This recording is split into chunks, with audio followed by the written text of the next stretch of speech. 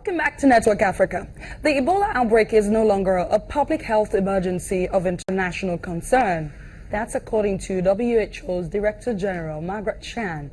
But according to her, more vigilance needs to be put in place to keep the epidemic completely out of West Africa and every other place around the world. Well, the committee she was speaking at was the night meeting of the emergency committee regarding the Ebola virus.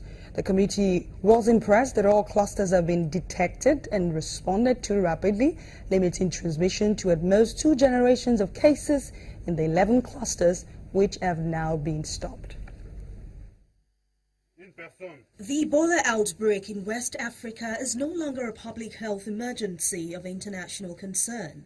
This is according to the Director General of the World Health Organization, Margaret Chan. The statement was made after the 9th meeting of the Emergency Committee convened by the WHO Director General under the International Health Regulations regarding the Ebola virus disease outbreak in West Africa. However, she noted that vigilance must be maintained. The Ebola outbreak in West Africa is no longer a public health emergency of international concern.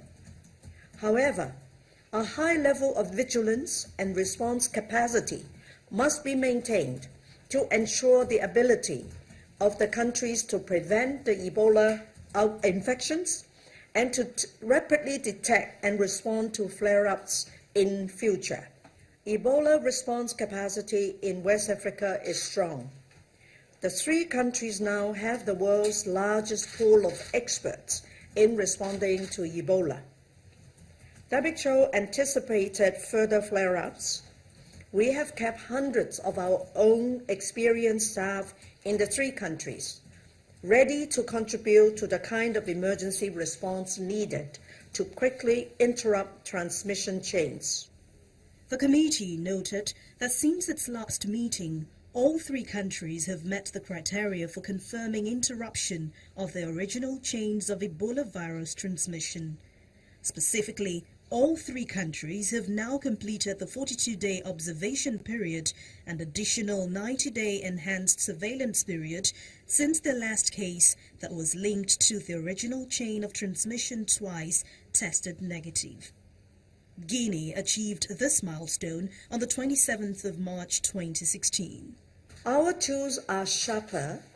For the first time in any Ebola outbreak, response teams have access to vaccination as a powerful containment tool.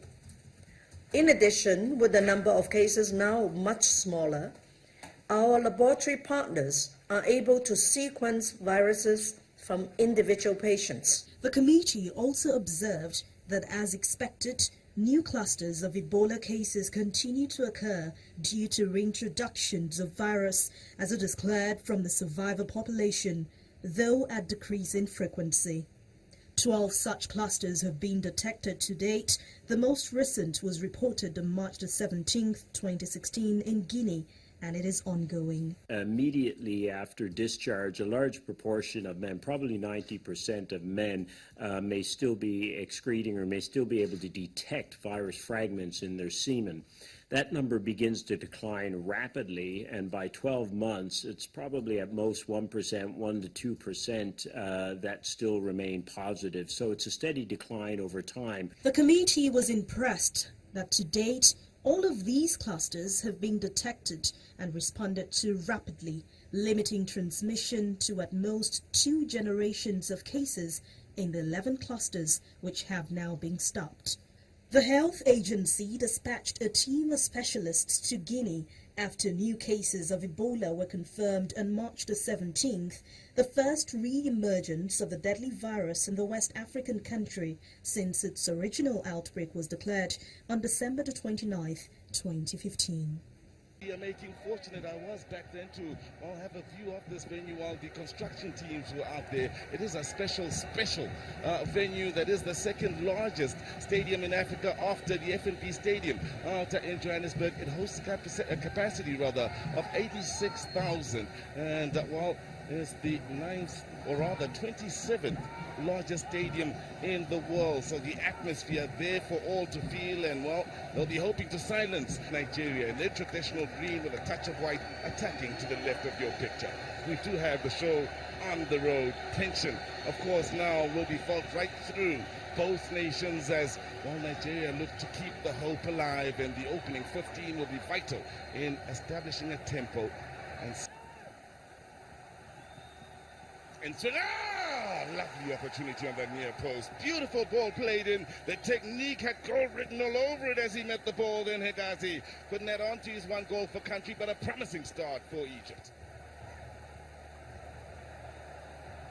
Oh, lovely ball out wide. Defender committed himself. Trouble now for that Nigerian defense. It's Egypt with three options inside that box. Time, space, and the shot is wide of the mark.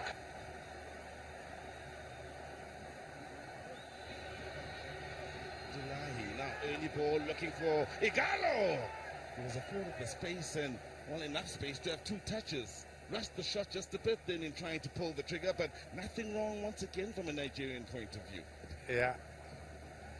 Not a great ball, neither is the clearance, but the save is absolutely top-notch then from Daniel Akpe.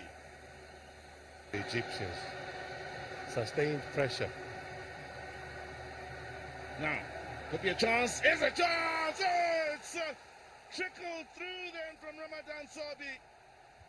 And that was a goal that sent Nigeria home. And now the Super Eagles have missed the chance to qualify for the African Cup of Nations for the second time in a row. What a painful miss indeed. The three-time African champions were eliminated from the qualifier for the 2017 edition after suffering that 1-0 defeat to Egypt in Alexandria. Ramadan Sobi takes advantage of a bad clearance from the Nigerian defenders in the 65th minute to score the winning goal for the Egyptians. Now, Egypt are returning to the tournament since 2010. Well, let's discuss what went wrong, what we could have done better. I'm now being joined by Channels TV sports correspondent Austin Okun-Akpan on Network Africa, who is still trying to get over the shocking experience. Thank you so much for joining us. Good to be I'm here. glad Good you're to be here. smiling. No, But you see, everyone kept saying for the second consecutive time, Super Eagles are still not able to qualify. What didn't we do right? a lot of things. We haven't gotten it right with management of players. We've used 3 coaches in these qualifiers alone. We started with Coach Stephen Keshi. We told him to leave, and then we brought Coach Sunday Olise. He resigned because, again, the management wasn't favorable. He complained about welfare, complained about players' bonuses, complained about his own salaries not being paid. And so he left, and then the NFF brought in Coach Samson Siasia. Now, you see, a lot of things has gone wrong because when you manage a team, you're trying to make it a winning team. That means continuity really matters a lot. So the NFF needs to go back and say, what were we doing in 1980 till 1994, till even 1996, when we won the gold medal at the Olympic Games in Atlanta? Those were the glory days of our football. What were we doing right? They should go back, use that as case study, and then come back to see how they can bring it again.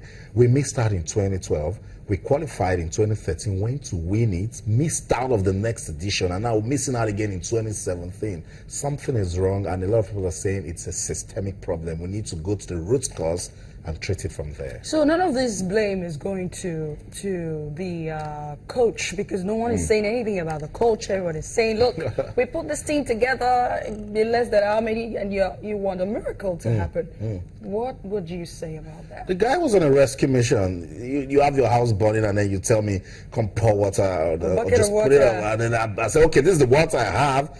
If it can put off your fire, good for you. If it doesn't, don't say I didn't do my best. Coach Samson Siasa is is a well-trusted coach. He has been there, done that. He has led this country from the grassroots phase. He has taken us to the under-20 tournament. He has led the Super Eagles. He played for the national team. So he knows football. He's a very adventurous coach. But when you give him a team less than a month to play crucial football as this, to play Egypt, you just read that they've missed out of the competition since 2010. They've missed 3 editions. And now they're trying to rebuild their football. There was no way they were going to let the Super Eagles rob them of that opportunity. So, I mean, let's talk about the team and the composition. we had great players. That's right. You know, someone said that we're going against a club football. Is that what I want to say? And then these people are In from Egypt. everywhere. Yes. Yeah. So the coordination, I don't want to use the word camaraderie. They know each other. Feel free to use it. Exactly. That's the word. It's a team. Talk to me about the composition and the preparedness of the team that went. There was no preparation from Nigeria because the home-based players were called to camp less than a month to this game. The foreign professionals joined them 4 days to the main game. So what sort of blend are you supposed to have with the home-based players? You see, when you talk about a team, they're supposed to play like brothers. They're supposed to understand themselves. That means they've played with themselves for a long time. That's what the Egyptian national team, that's what they're doing. Austin, they know themselves. Right. So you would say that some people say they shouldn't go for the next one. They should just stay home and keep preparing. They should keep preparing. Is that the way forward? That's the way forward. We should plan on how not to fail again. That's the word. We should plan on how not to fail again. Question of the day to our viewers in Nigeria and around the world. How can we get Nigerian football back to winning ways? That's the question. Please find me on Twitter at @DeshawaJosh, or you can send your answers to Network Africa at channelstv.com. I believe you have the answers. Thanks a lot for watching. I'm Adeshawa Josh, and I'll see you again.